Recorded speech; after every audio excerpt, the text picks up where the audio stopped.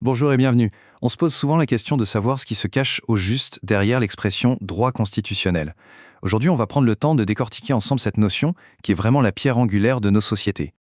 Alors qu'est-ce que le droit constitutionnel? C'est une question qui paraît toute simple comme ça, n'est-ce pas? Mais en réalité, elle ouvre la porte à un univers de concepts à la fois complexes et vraiment passionnants. Alors c'est parti, explorons ça ensemble. Pour y voir plus clair, notre parcours va se faire en plusieurs temps. On va d'abord voir qu'il y a en fait deux grandes réponses à notre question, puis on analysera le droit constitutionnel comme un ensemble de règles, et ensuite comme une discipline à part entière. On jettera un œil à un cas concret avec le contexte africain, et pour finir, on fera un petit résumé de tout ce qu'il faut retenir. Premier point, et il est essentiel, comme l'a bien montré le juriste Charles Eisenman, l'expression droit constitutionnel a en fait un double sens. D'un côté, on désigne l'objet lui-même, c'est l'ensemble des règles qui structurent et font fonctionner l'État.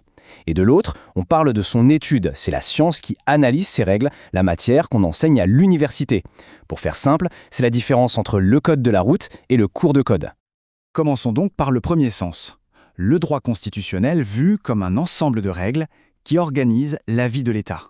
Et cet ensemble de règles, on peut le diviser en trois grandes branches, trois piliers. Le droit institutionnel, le droit normatif et enfin le droit des libertés.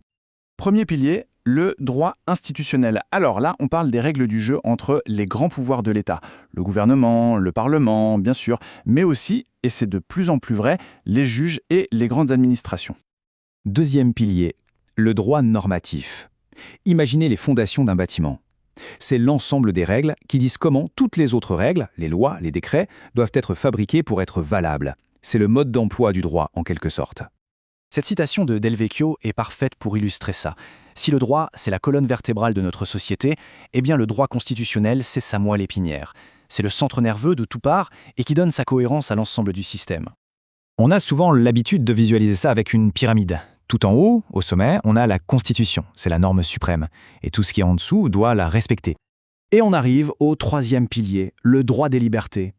Ici, on intègre directement dans le texte le plus important de l'État, la protection des droits de la personne humaine.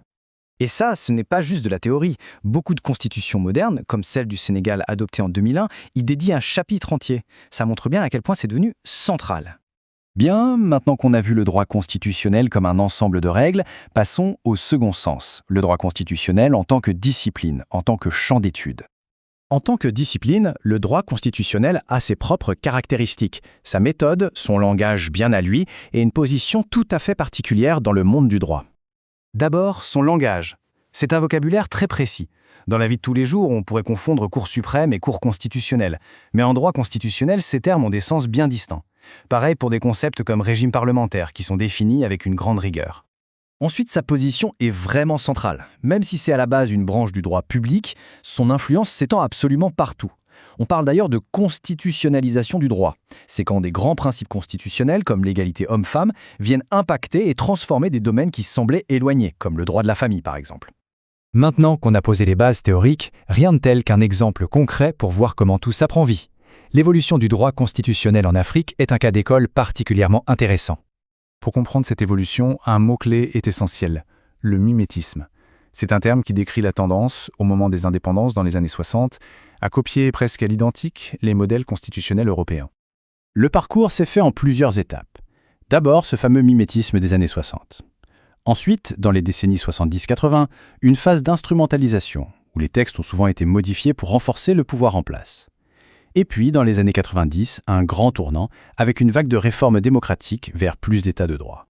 Bon, après tout ce chemin, si on devait résumer, qu'est-ce qu'il faut vraiment garder en tête sur ce qu'est le droit constitutionnel ? Premièrement, le double sens. C'est à la fois un ensemble de règles et une discipline qui les étudie. Deuxièmement, ces règles reposent sur trois piliers, les institutions, la hiérarchie des normes et les libertés. Et troisièmement, en tant que discipline, elle a sa propre méthode, son propre langage et une influence considérable. Ce qui nous amène à une dernière réflexion, et elle est essentielle. Maintenant qu'on en comprend mieux les rouages, la vraie question est comment est-ce que ce droit, qui semble parfois si lointain, façonne concrètement notre quotidien et nos droits ? C'est là qu'on s'aperçoit que ce sujet, loin d'être abstrait, nous concerne tous les jours.